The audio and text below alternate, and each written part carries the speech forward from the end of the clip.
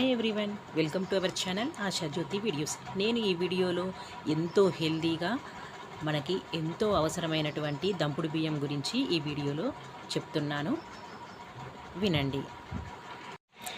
ఇవి చూడడానికి దంపుడు బియ్యం తుమ్ము పట్టినట్టుగా ముదురు రంగులో ఉంటాయి కదా, కానీ ఇందులో చాలా బలాన్నిచ్చే విటమిన్లు ఖనిజాలు ఉంటాయండి.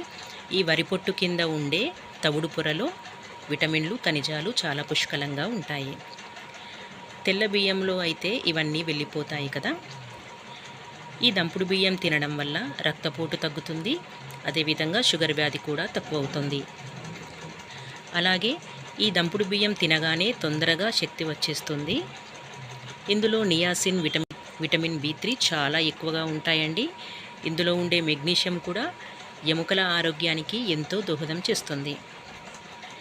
ఇవి తినడం వల్ల థైరాయిడ్ కూడా తక్కువ అవుతుంది.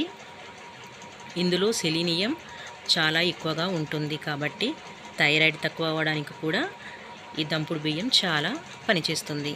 అదేవిధంగా క్యాన్సర్ నివారణగా, గుండె ఆరోగ్యంగా ఉండడానికి కూడా చాలా దోహదం చేస్తాయి.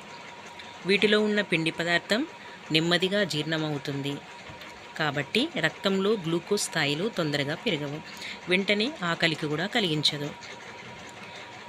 చెడు కొలెస్ట్రాల్, కొవ్వును తగ్గిస్తుంది.